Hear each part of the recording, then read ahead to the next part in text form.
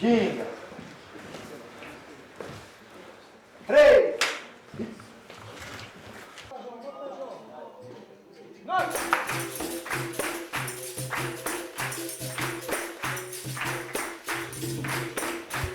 Il y a plein de coups de pied, mais il n'y a pas vraiment de coups de poing. Il y a des baffes ou des coups de tête, par exemple, mais jamais de coups de poing. Puis il y a plein d'acrobaties, c'est super, quoi. C'est surtout une danse. Et puis c'est plus pour s'amuser que pour taper un autre. On peut faire des quichadas, des... Il y a plein de coups de pied. la pièce droite, par exemple. Moi, en fait, c'est un peu un sport italien que moi, je connaissais pas. Sport italien. J'ai appris... Sport brésilien. Ouais, un peu brésilien. Puis, je connaissais pas, alors j'ai tout appris. Il y a la musique et puis c'est bien. Il y a la musique brésilienne. Il y a des instruments brésiliens, il y a des combats brésiliens. Filmez-nous en train de faire des acrobaties. Il y a des habits pour faire et puis il y a plein de choses. On peut faire la pièce droite et puis être sur la tête aussi. On vous montre un peu, puis les filles, elles se battent contre les garçons comme d'habitude, quoi. Comme tout le temps, quoi.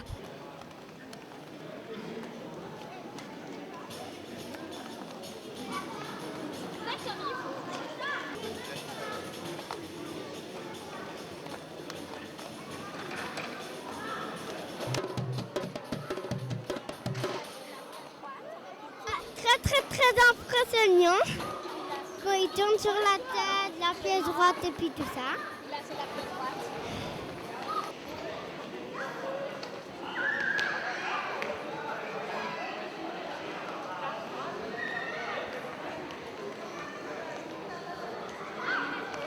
Alors la capoeira est un jeu avant tout, c'est aussi une danse, c'est aussi une lutte, c'est un art martial. Une personne qui aimera mieux entrer et faire tomber les autres avec un aspect malicieux, il a juste besoin de mettre son pied au bon endroit pour déséquilibrer l'autre. Et puis il est là, il joue. La personne par contre qui aime les acrobaties, c'est mieux d'avoir fait, d'être souple, d'être agile, d'avoir de la force et tout. Et il va faire des sauts périlleux, ce genre de choses. Mais chacun y trouve son compte, chacun peut y aller à sa façon. Cette ouverture, disons, à la différence, elle vient du fait qu'à la base, les esclaves ont développé cet art martial, cette lutte, pour se libérer de l'emprise des colons. Donc la capoeira est un symbole pour la liberté, pour toute forme d'oppression, qu'elle soit... pour moi aujourd'hui, j'ai pas un colonisateur au-dessus de moi, mais il y a une oppression économique, médiatique. À la base, on joue en blanc tout le temps, parce que, je ne sais pas si vous le savez, mais à la base c'est un sport que les esclaves ont créé lors de l'occupation en fait, du Brésil par les colonies portugaises. Et le dimanche, en allant à l'église, ils étaient vêtus de blanc. Et puis en sortant de l'église, avec les mêmes pantalons qu'ils utilisaient, c'est un moyen de défoulement, donc un moyen de pratiquer leur sport de combat et leur jeu, entre guillemets. Et puis blanc, parce qu'il faut rester propre, en fait, simplement. C'est une espèce de pureté qu'ils recherchent à travers les cloisons de l'esclavage, en fait. Ça, c'est spécial. Voilà. Pour moi, le fait de jouer dans la rade, c'est aussi une manière de jouer comme un enfant, de mettre les mains par terre, on appelle ça en portugais brincar, jouer, et puis de m'amuser avec l'autre. Je pense que ça m'a apporté beaucoup au niveau d'une confiance en moi, au niveau d'avoir d'autres idées d'enseignement, d'être ouvert à des choses qu'on travaillait moins. Chez nous en Suisse, par exemple, chanter avec les élèves, danser avec les élèves, et puis aussi me donner une assurance, comme quoi si quelque chose arrive, je sais que j'ai des rudiments en lutte, et puis j'aurai le sentiment de pouvoir me défendre ou de faire face à une situation. C'est parfois utile de pouvoir faire tomber quelqu'un rapidement, puis pouvoir lui dire non. Personnellement, quand j'ai commencé, j'y allais une fois par semaine, parce que voilà, par curiosité, et puis maintenant j'y vais beaucoup plus souvent, je fais de la capoeira quand je suis chez moi parce que j'y pense, devant ma télévision ou bien avec mon instrument de musique. Donc maintenant je ne peux même plus mettre d'heures combien de temps je fais, mais chacun est libre de choisir comme il veut. L'important c'est d'avoir envie. Pour moi c'est toute une philosophie de vie. C'est pas seulement les mouvements qui me fascinent, qui sont très complets, qui sont parfaits. Moi je suis prof d'éducation physique, alors je sais plus ou moins dont je parle. Je trouve pour moi c'est vraiment encore un sport le plus complet qui existe. Mais à part de ça, il y a encore toute une marche à suivre pour se mettre dans la culture brésilienne et la culture de capoeira. Il y a le chant qu'il faut apprendre, il y a le respect, la discipline qui est très fort, qui est très fortement représentée aussi dans la capoeira. Et, il y a la joie, il y a l'émotion, c'est vraiment tout un monde qui se trouve dans la capoeira. La capoeira, c'est un art martial, ça peut être dangereux. Et si on ne respecte pas les règles, si on n'écoute pas ce que le prof dit, ça peut très vite être dangereux et violent. Et c'est pour ça déjà qu'il faut respecter le maître, qu'il faut respecter les autres. Et puis deuxièmement, c'est aussi quelque chose dans la culture des Brésiliens de respecter ceux qui ont une formation plus haute que les autres, je dirais. Et les maîtres qui sont au Brésil ou qui viennent du Brésil, ils font la capoeira depuis des décennies d'années, 30, 40 ans. Et c'est une personne à respect, une personne d'une grande personnalité. Ouais. On devient maître parce qu'on est reconnu par d'autres maîtres du milieu de la capoeira. Donc c'est pas quelque chose qui nous tombe du ciel, c'est tout un parcours d'élèves. On reçoit une ceinture après l'autre, la ceinture verte, ensuite la ceinture vert et jaune et bleu, contre-maître ensuite, et puis on devient maître. Vous verrez aussi ici tout de suite la différence entre un capoeiriste du Brésil et entre un Européen, même s'il a beaucoup d'années d'entraînement, parce que pour nous, c'est quand même assez difficile de se mettre dans ce bain, dans cette manière de bouger, dans cette manière de suivre la musique d'expression. Mais on est dans un bon chemin, je trouve aussi. La manière d'enseignement de Mestre Paulo, elle s'est aussi adaptée un petit peu aux Européens, de ce qu'ils aiment bien, à la technique par exemple. Il ne faut pas faire 1000 acrobaties pour être un beau capoeiriste. C'est ce qui est important, c'est vraiment de bien réagir sur l'adversaire, de regarder et d'observer le jeu. Ça, c'est quelque chose qu'on peut très bien enseigner aux Européens, qui peuvent très bien apprendre, bien sûr. Une roda, ça c'est en fait la forme dont la capoeira elle est pratiquée. C'est un cercle avec les spectateurs et 2 joueurs de capoeira. On dit jouer, on ne dit pas lutter la capoeira ou danser la capoeira. Où il y a les 2 joueurs de capoeira au milieu. Et puis ils jouent ensemble et ils font des mouvements.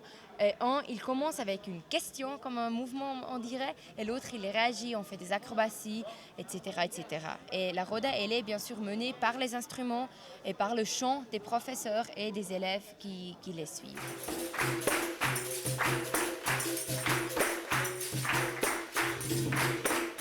Je vais être là pour partager la capoeira avec moi, avec mes élèves. Là maintenant, c'est le commencement de la roda. Les professeurs et maîtres, ils sont en train de jouer la musique et demander avec le rituel de la capoeira de bénédicter la roda avant que les élèves commencent à jouer.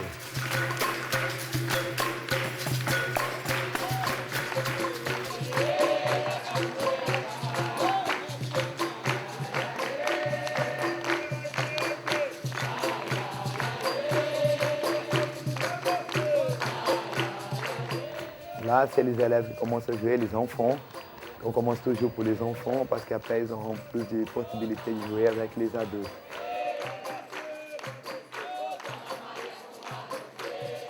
Il y a un ceinture qui rythme l'autre personne qui est plus jeune. Dans ces cas-là, il y a le petit noir là qui a plus ou moins une année de pratique et l'autre, tu vois, qui a 5 mois. Là maintenant, ça vient de changer. Il y a des débutants qui font la capoeira depuis 2-3 mois de pratique.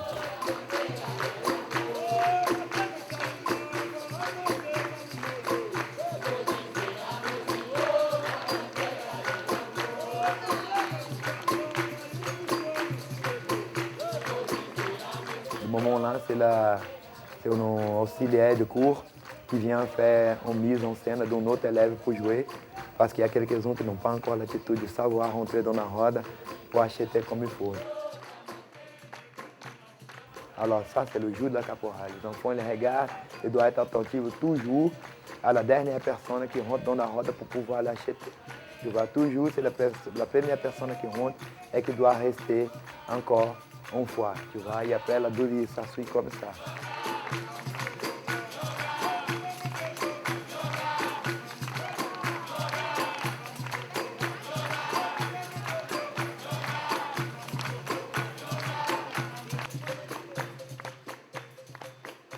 C'est le tambourin. do birimbau, o natabaque, todo mundo ici appelle conga, et le agogo et le reco-rec. Ça, c'est les instruments d'origine africaine. Eles sont obligés de jouer cette capoeira ao rythme do birimbau. O birimbau é uma forma de um arco avec no calebasse, um axier, um fio de ferro, que dirige ao capoeirista, que dona ao capoeirista o ritmo que ele doit jouer. Au pied do birimbau, le capoeirista ele doit arrêter et attendre au maître, qu'il fait le signe avec le birimbau, qu'il autorise à commencer à jouer, qu'il parte en faisant une roue, et pour l'amener au centre de la roda, et c'est là qu'il commence à jouer avec son adversaire. Ça peut être un enfant, ça peut être une fille, un garçon, toute personne, ele peut jouer n'importe comment la capoeira. Tu vois, ça suffit de respecter la technique, regarder bien l'adversaire. Maintenant, ça commence à jouer les professeurs avec les élèves débutants, avec les élèves moyens et avancés. Le professeur, il doit parfaitement maîtriser l'élève qui se considère moins gradué que lui. Alors, cette fois-ci, ils font le tour du monde pour se reposer et pour initier un autre jour avec l'adversaire. Tout de la même façon, chaque fois, ça s'appelle acheter. Chaque fois, il y a un professeur qui rentre, il y a le même élève qui reste. Dès qu'il y a, juste que le prochain élève, il ose aussi à rentrer pour jouer avec le professeur. Le professeur, il monte différentes attaques, différents pièges pour monter l'élève, et tout en faisant des acrobaties et regarder exactement le mouvement de rentrer pour faire tomber l'adversaire.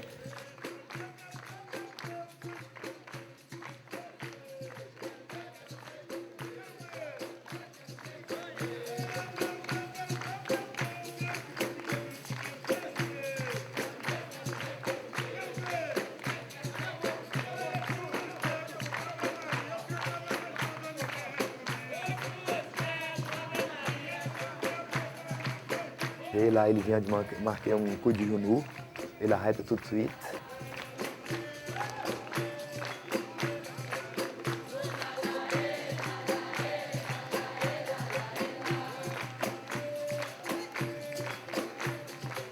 Et les acrobaties sont enchaînées par rapport à la position qui se trouve son adversaire. E ele fait beaucoup de passages dans le mouvement, il marque des coups de pied qui s'appellent de marteau, de meia-lua de frente, de benção, de meia-lua de compasso, tudo en faisant des acrobaties.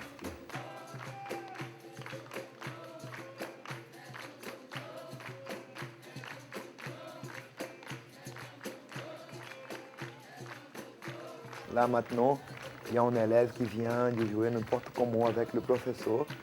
Et le professeur, il montre avec toute une certaine astuce qu'il faut faire très attention. Il a envie de jouer, il a envie de s'amuser, il a envie de montrer son supériorité par rapport à l'élève. Et aí vient un autre qui achète tout de suite, qui commence à jouer avec lui, un enfant. Et le professeur garde tout son calme, en train de monter la technique, en train de sortir au sol, en train de remonter de nouveau avec des figures acrobatiques. Avec, il serre les mains, il part. Et après, il y a deux pieds de berimbau qui reviennent de nouveau pour jouer, toujours na même sortie qui s'appelle le roue. Mais le roue, c'est le mouvement qui permet à l'élève de sortir du pied do berimbau e s'amener ao centre de la roda pour commencer à jouer.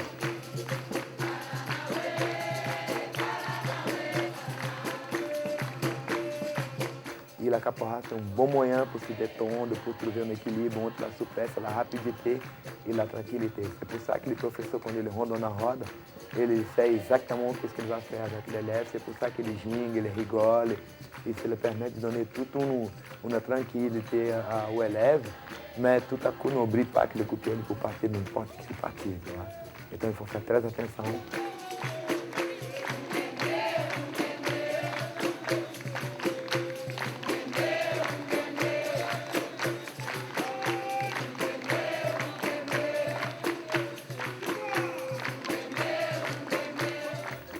Ça, c'est la partie d'acrobatie. Il vient un autre professeur qui vient de rentrer avec un adolescent. Et il fait tout de suite une acrobatie pour donner un autre rythme à la capoeira. Tu vois, il donne un rythme dans le jeu. Donc parfois, certains élèves, quand ils n'ont pas beaucoup de rythme, aí il se fait surprendre pour le professeur, parce que le professeur est tellement à l'aise avec sa grande capacité de jouer, de voir le mouvement, il montre. avec le mouvement qu'il a vu qu'il était un pound solide dans la base, il a monté sur les genoux. Et là, il y a un autre professeur qui vient jouer avec un enfant qui a 10 ans au moins, tu vois. Il va jouer avec lui qui est un peu timide.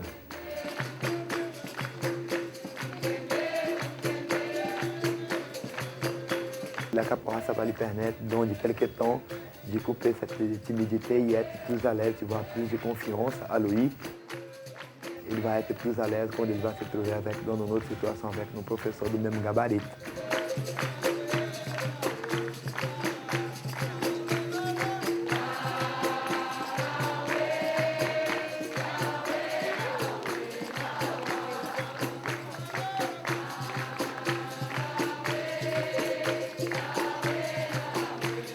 D'autres enfants qui parfois não connaissent pas le risque de cet sport, qui sont à l'aise parce qu'ils aiment bien, ils sont contents d'y être là, ils sont contents de voir le rythme, ils sont contents de pouvoir faire quelques acrobaties. Ils sont quand même à l'aise devant le professeur, tu vois.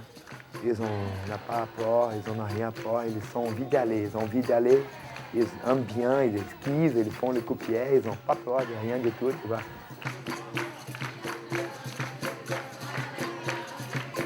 Ils sont complètement sûrs de leur capacité, ils n'ont pas envie de savoir que c'est un professeur, c'est un maître. Eles sont là, eles sont qu'ils ont leur place là de leur place là-dedans. Donc, tu vois, il esquive, il n'a pas peur, et voilà. Et maintenant, ça se passe aussi dans le roda où les élèves ils viennent visiter une autre académie, et là, le professeur lui montre qu'il n'est pas venu de loin pour venir jouer avec la propre personne de son académie. Il est venu là pour jouer avec quelqu'un d'autre qui lui apporte d'autres techniques, qui lui montre d'autres choses. C'est pour ça que le professeur rentre avec lui tout de suite pour lui faire une petite correction, pour lui montrer que chaque fois qu'il vient visiter une autre école, alors elle est là pour découvrir d'autres personnes. Parce que chaque académie, il y a sa technique, chaque académie a sa manière d'exprimer la capoeira, de sentir la capoeira et de montrer son efficacité. Et voilà.